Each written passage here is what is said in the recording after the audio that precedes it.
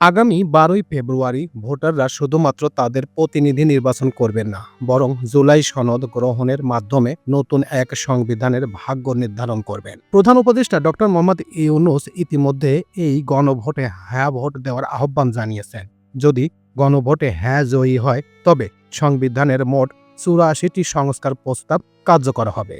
তো হ্যাঁ ভিউয়ার্স, আজকে আপনাদের সামনে শেয়ার করব গণভোটে হ্যাঁতে ভোট দিলে যে ৮৪টি পদ সংস্কার করা হবে সেগুলো কি কি, সেই বিষয়ের উপরে চমকপ্রদ তথ্য এখন আপনাদের সামনে শেয়ার করব। তো চলুন মূল প্রতিবেদনে।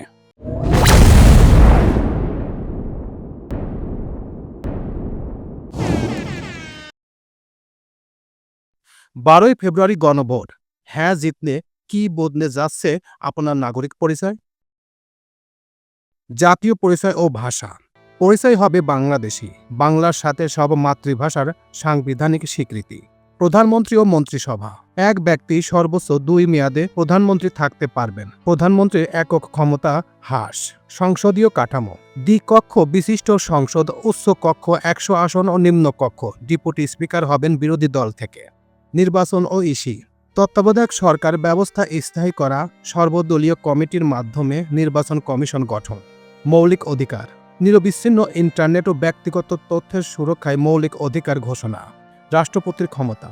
গোপন ব্যালটে রাষ্ট্রপতি নির্বাচন, ক্ষতিগ্রস্ত পরিবারের সম্মতি ছাড়া অপরাধীকে ক্ষমা করা যাবে না। বিচার বিভাগ। সুপ্রিম জুডিশিয়াল কাউন্সিল শক্তিশালীকরণ ও বিচার বিভাগের পূর্ণ স্বাধীনতা নিশ্চিত করা।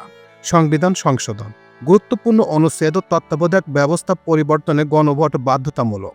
জরুরি অবস্থা জারি করতে মন্ত্রিসভার অনুমোদন ও বিরোধী দলীয় নেতার উপস্থিত বাধ্যতামূলক। নিয়োগ ও প্রশাসন। স্পিকারের নেতৃত্বে কমিটির মাধ্যমে ন্যায়পাল, দুদক, পিএসসি প্রধান নিয়োগ। জাতীয় পরিচয় ও রাষ্ট্রভাষা। বিদ্যমান সংবিধান কেবল বাঙালির কথা বলা হলেও নতুন সংস্কার অনুযায়ী নাগরিকদের পরিচয় হবে বাংলাদেশি। এছাড়া বাংলা ভাষা বাংলা হওয়ার পাশাপাশি সব মাতৃভাষার সাংবিধানিক স্বীকৃতি দেওয়া হবে। দ্বিকক্ষ বিশিষ্ট সংসদ ও প্রধানমন্ত্রীর মেয়াদ। জুলাই সনদে সবচেয়ে বড় চমক হলো দ্বিকক্ষ বিশিষ্ট সংসদ ব্যবস্থা। ১০০ সদস্যের একটি উচ্চ কক্ষ গঠিত হবে। এছাড়া কোনো ব্যক্তি এক জীবনে ২ মেয়াদের বেশি প্রধানমন্ত্রী থাকতে পারবেন না। এই প্রস্তাবে কয়েকটি দলের ভিন্ন মত থাকলেও গণভোটে পাশ হলে এটি স্থায়ী আইন হবে। তত্ত্বাবধায়ক সরকার ও নির্বাচন কমিশন। সংবিধানে আবারও তত্ত্বাবধায়ক সরকার ব্যবস্থা স্থায়ীভাবে ফিরিয়ে আনা হবে। নির্বাচন কমিশন গঠনেও প্রধানমন্ত্রীর একক কর্তৃত্ব থাকবে না, বরং স্পিকারের সভাপতিত্বে সরকারি ও বিরোধী দলের সমন্বয়ে গঠিত কমিটি কমিশনারদের নিয়োগ দেবে। মৌলিক অধিকার ও ইন্টারনেট। বর্তমান সংবিধানে ২২টি মৌলিক অধিকার থাকলেও জুলাই সনদে নতুন করে যুক্ত হচ্ছে নিরবিচ্ছিন্ন ইন্টারনেট এবং ব্যক্তিগত তথ্যের সুরক্ষা। এছাড়া জরুরি অবস্থা জারির ক্ষেত্রে প্রধানমন্ত্রীর একক ক্ষমতার বদলে মন্ত্রিসভা বিরোধী দলের নেতার পরামর্শ বাধ্যতামূলক করা হয়েছে।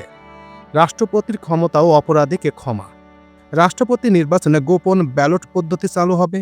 আগে রাষ্ট্রপতি একক সিদ্ধান্তে অপরাধীকে ক্ষমা করতে পারতেন, কিন্তু নতুন সনদে ক্ষতিগ্রস্ত পরিবারের সম্মতি ছাড়া ক্ষমা করা যাবে না। জুলাই সনদের আওতায় প্রস্তাবিত ৮৪টি সংস্কার প্রস্তাবে পূর্ণাঙ্গ তালিকা। জুলাই সনদের আওতায় প্রস্তাবিত ৮৪টি সংস্কার প্রস্তাব মূলত রাষ্ট্র কাঠামো মেরামতের একটি মহাপরিকল্পনা। এর মধ্যে ৪৭টি সাংবিধানিক এবং ৩৭টি আইনগত নির্বাহী আদেশের মাধ্যমে বাস্তবায়নের কথা বলা হয়েছে। গুরুত্বপূর্ণ সংস্কার প্রস্তাবগুলো নিচে বিভাগ অনুযায়ী দেওয়া হলো। সাংবিধানিক সংস্কার ৪৭টি প্রস্তাবের মূল সারাংশ। জাতীয় পরিচয় ও ভাষা। নাগরিকদের পরিচয় হবে বাংলাদেশী। বাংলার পাশাপাশি সব ক্ষুদ্র নৃগোষ্ঠীর মাতৃভাষার সাংবিধানিক স্বীকৃতি। রাষ্ট্রীয় মূলনীতি। বাঙালি জাতীয়বাদের বদলে মূলনীতি হবে সাম্য, মানবিক মর্যাদা, সামাজিক ন্যায় বিচার, ধর্মীয় স্বাধীনতা ও সম্প্রীতি। মৌলিক অধিকার। নিরবিচ্ছিন্ন ইন্টারনেট, ব্যক্তিগত তথ্যের সুরক্ষা মৌলিক অধিকার হিসেবে যুক্ত হবে। প্রধানমন্ত্রী। এক ব্যক্তি এক জীবনে ২ মেয়াদের বেশি প্রধানমন্ত্রী হতে পারবেন না। প্রধানমন্ত্রী একই সাথে দলীয় পদে থাকতে পারবেন না। সংসদ কাঠামো।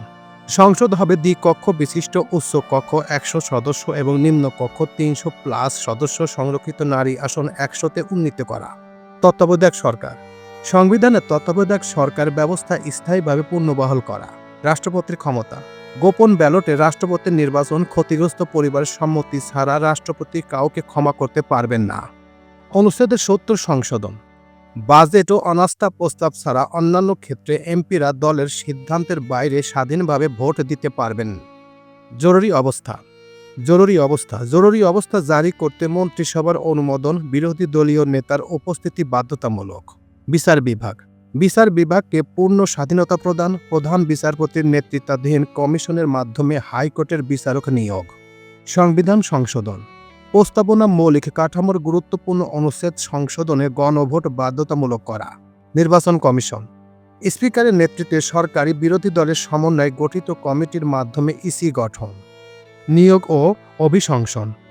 রাষ্ট্রপতিকে অভিশংসনের উচ্চ কক্ষ নিম্ন কক্ষ উভয়ের 2/3 ভোট লাগবে। আইনগত নির্বাহী সংস্কার 37টি প্রস্তাবের মূল সারাংশ। ন্যায়পাল নিয়োগ।